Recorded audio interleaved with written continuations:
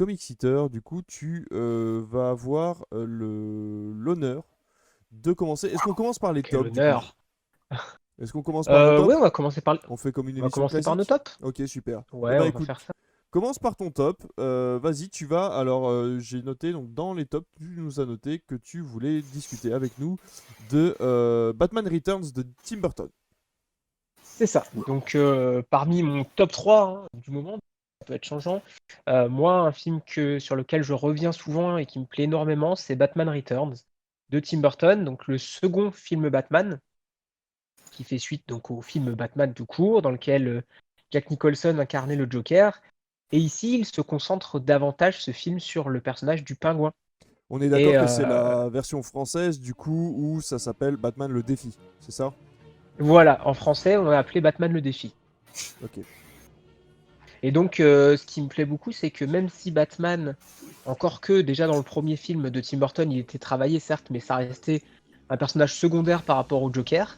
Là, d'autant plus, il devient secondaire par rapport au personnage du Pingouin et de Catwoman, et aussi de tous les personnages qui gravitent autour. Et je trouve ça très intéressant de reléguer un petit peu Batman au second plan pour se concentrer sur quelque chose d'assez dramatique, hein, parce que le Pingouin, dans ce film-là, c'est pas quelqu'un qu'on a envie de détester.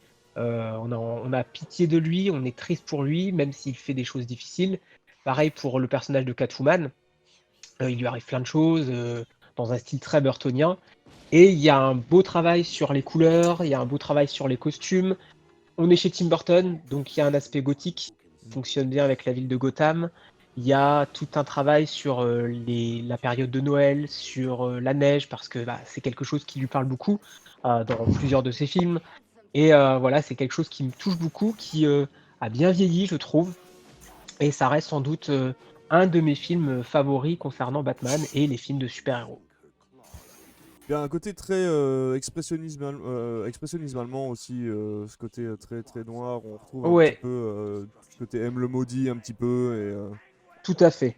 Donc c'est vrai que Tout à fait. moi, c'est un film qui m'a beaucoup effrayé pendant mon enfance. Ouais, il y a une touche un peu effrayante dedans. Bah, le pingouin, c'est quand même un des personnages qui est ultra dérangeant, où qu'il soit, Ouais. Complètement. et qui est aussi très charismatique, quoi. Mhm. Tu vois, la série qui est sortie il n'y a pas longtemps, la Gotham, finalement, elle tourne presque autour que de lui. Mm, Euh, mm. et Oui, c'est vrai. le film lui rend quand même pas mal hommage. Il me semble pas qu'on l'ait revu plus tard dans un autre Batman, non? Non, non, on le reverra justement dans le prochain film Ouais, avec Robert Pattinson. tout à fait. Qui sera joué d'ailleurs par Colin Farrell. C'est- Ouais, un Ah vrai oui, rôle c'est de vrai. transformation visiblement. Ouais, il paraît que ouais, ça a été plutôt bien fait, ouais. Non, mais on en a. Comment dire? Ça a marqué les esprits, hein, ces deux films de Tim Burton, que ce soit la version avec le Joker ou celui-ci. Les effets spéciaux étaient Ouais, impressionnants, les décors l'étaient aussi. Et comme tu dis, le Batman relégué un peu au second plan, mais qui sert quand même de lien entre tous les personnages, ça reste voilà. hyper intéressant. On, Complètement.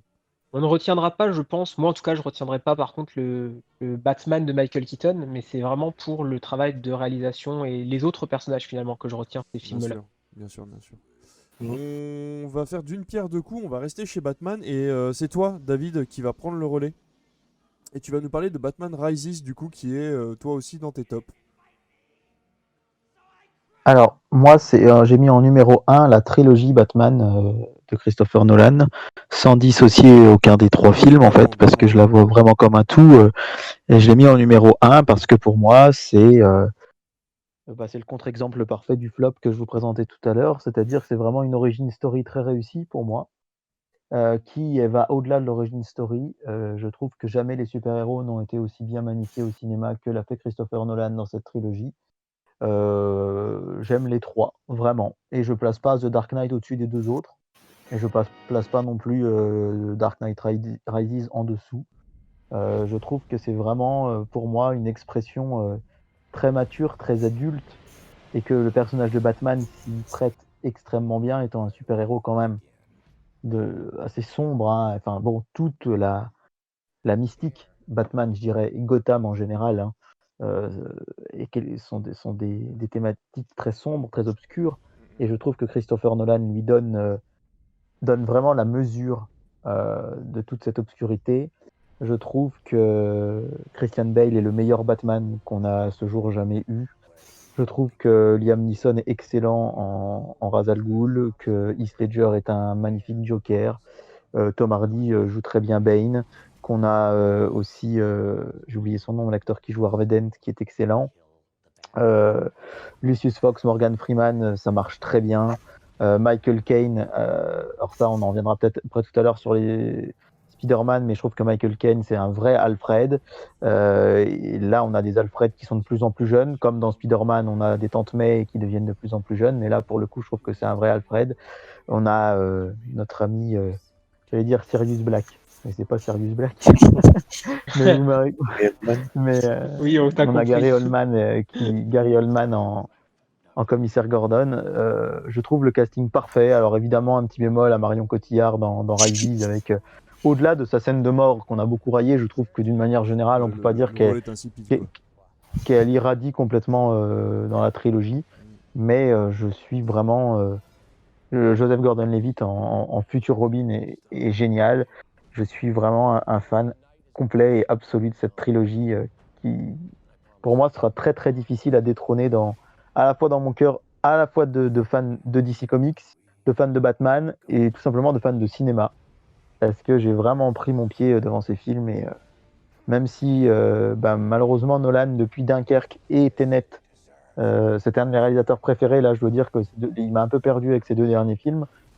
Là-dessus, voilà, pour moi, c'est vraiment trois films que j'aime plus que tout et que je peux revoir en boucle avec grand, grand plaisir. Eh ben très bien. Je voulais parler moi de Batman Rises du coup, puisque c'est pour moi dans la trilogie préférée, c'était dans mon top. Dans mon top, c'était ouais, c'était Batman Rises. Là, effectivement, bah, tu en as tellement dit que ça va être difficile d'en rajouter un peu plus, mais s'il fallait dire quelque chose, c'est que finalement, même si Heath Ledger est absolument dingue en Joker, j'ai préféré le côté dualité que proposait finalement Rises et comment dire l'impact que ça avait finalement sur Batman de conclure cette trilogie avec autant de secrets et d'inconnus finalement à la fin du film, même si on se doute un petit peu de comment a voulu faire finir le film, Nolan a voulu faire finir le film. Mais voilà, j'ai trouvé ça très bien de le faire finir ainsi et que finalement ce héros soit un anti-héros en quelque sorte et qu'il soit obligé de passer la main pour retrouver un tant soit peu d'équilibre dans la ville de Gotham. Et en plus, comme tu le disais, Tom Hardy joue un Bane absolument dingue. Et en plus, j'ai lu moi les comics du coup de Dark Knight, c'était quoi? C'était Nightfall. Nightfall. Nightfall, voilà. Ouais. Nightfall qui sont absolument dingues et Bane, voilà, un impact vraiment, vraiment très important sur Batman. Et je trouve qu'on le ressent vraiment dans celui-ci, dans Rises. Donc voilà, moi je suis un grand fan de Rises et ça permettra de faire un top un petit peu plus court à ce niveau-là. On va passer à votre deuxième top. Non, on va passer au premier top de Gfresh. J'ai oublié Gfresh. Ça fait tellement longtemps que t'es pas venu Gfresh que du coup, je peux partir. voilà. Allez, tac, tu peux laisser t'expédier. On va parler de toute façon. Je pense qu'il doit être un petit peu dans nos cœurs à tous. Je sais pas. De toute façon, on va en parler tout de suite. Tu vas nous parler de Watchmen du coup. Ouais, bah c'était une des plus grosses claques de films de super-héros un peu dans le même sens où je trouve que ça montre un autre côté d'un film de super-héros. Pour moi, un film de super-héros, faut que ça envoie un peu dans tous les sens, faut que ça pète de partout, faut des personnages charismatiques, faut un peu tout ça, il faut aussi un grand méchant. Et j'ai trouvé que Watchmen avait une patte déjà artistique qui est folle, une musique qui est géniale. Enfin, déjà, moi, dès que tu mets Bob Dylan, j'aime bien. Donc en plus, dans un film de super-héros, c'est quand même super chouette. Et, euh, et en fait, ce film, j'ai été un peu à reculons la première fois. On m'a dit, oh, tu vas voir, c'est un film de super-héros, mais bon, ils sont pas vraiment tous super-héros. Il y en a un qui est mort parce que sa cape s'est prise dans un, Un tourniquet. dans un tourniquet, enfin ce genre de choses. Et du coup, je me suis dit, ouais, bon, pourquoi pas, quoi, à voir, mais ça va pas être folichon quand même. Et en fait, ça a été tout dans ce film m'a plu, quoi, la narration, l'enquête, les scènes de combat qui sont géniales. Le Docteur L'ampleur aussi. Manhattan L'ampleur du scénario. l'ampleur, ouais. L'aspect historique que ça recouvre, un peu dystopique comme ça. C'est vraiment un film qui m'a beaucoup marqué en bien. Et je suis très déçu de ne pas avoir pu encore regarder la la série qui est sortie il n'y a pas très longtemps, je ne sais plus trop, qui a l'air aussi bien. Et pour moi, ça reste un film de super-héros un peu en dehors du commun, qui a l'air aussi bien. Voir avec Marvel, pour moi, ça reste un film de super-héros un peu en dehors du commun, un peu des Avengers, etc., qui sont pas forcément des mauvais films, mais qui pour moi ont pas du tout la même ampleur et les mêmes ambitions qu'un film comme Watchmen, qui a su prendre des risques et qui, je pense, a marqué une grande génération de cinéphiles. Je suis complètement d'accord. Je sais, vous les gars, vous l'avez vu Watchmen, vous l'avez aimé ou parce que je sais il va y avoir assez de, il va pas y avoir des tensions, mais disons qu'il y a beaucoup de films sur lesquels on n'est pas d'accord, entre autres ceux de Zack Snyder. Donc vous, N'est-ce pas, David? n'est-ce pas David? Mais de votre côté, qu'est-ce que vous en pensez vous de ce Watchmen, sans parler forcément de ce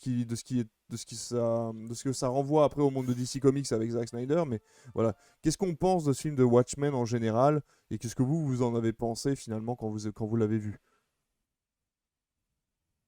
David, tu as envie de dire quelque chose? Bah, moi, je l'ai vu il y a longtemps. Enfin, il y a longtemps. C'était un des premiers Blu-ray que j'ai acheté, en fait. Quand j'avais eu ma PS3 et que j'ai voulu des Blu-ray, j'ai pris Watchmen parce que je voulais voir un film que j'avais pas vu. Et avec la qualité, enfin voilà, c'était les débuts du Blu-ray, donc je me disais, je vais voir un film avec vraiment une qualité d'image chouette. Et j'ai beaucoup aimé à l'époque. Alors, je sais que beaucoup l'ont revu récemment et m'ont dit que bah, finalement, c'est peut-être pas si bien que ça. Peut-être que je l'idéalise un peu, mais j'en ai un très bon souvenir. Très, très bon souvenir. Après, moi, sachant que je connais pas la version comics de Watchmen, j'ai simplement lu, c'était sorti chez Urban Comics il y a quelques années, Before Watchmen, que je trouvais très, Ouais, très sympa très très sympa. en comics. Mais j'aime beaucoup. Et j'aime beaucoup, et c'est ce genre de film qui me rend schizophrène un petit peu quand il s'agit de Zack Snyder. C'est-à-dire que je pense au Royaume de Gaoul, par exemple, qui est un film d'animation que j'adore, qu'il a réalisé. Bon, après, c'est de l'animation, c'est différent. Et à côté de ça, bah, Man of Steel ou Batman vs Superman et peut-être Justice League Snyder's Cut, j'en sais rien, mais en tout cas, c'est pour pratiquement tout le reste de ces films que j'aime vraiment pas du tout. Donc, ouais, Watchmen, pour moi, dans les souvenirs que j'en ai, en tout cas, est un très bon film de jeu vidéo. De super-héros, pardon. Je pense qu'on y reviendra sur le sujet principal, mais au pire, on essaiera de voir un petit peu ce qu'a donné par exemple 300 ou L'Armée des Morts, par exemple. Est-ce que ce sont des films qui méritent d'être vus? Est-ce que finalement c'est un bon réalisateur qui a peut-être été coincé par certaines obligations de studio? Mais ça, on en parlera plus tard, de toute façon, quand on parlera en détail de ce que sont les films de comics en ce moment au cinéma et à la télévision. Tu gardes la main. Tiens, Gifresh, pour m'excuser. Tu gardes la main. Oh.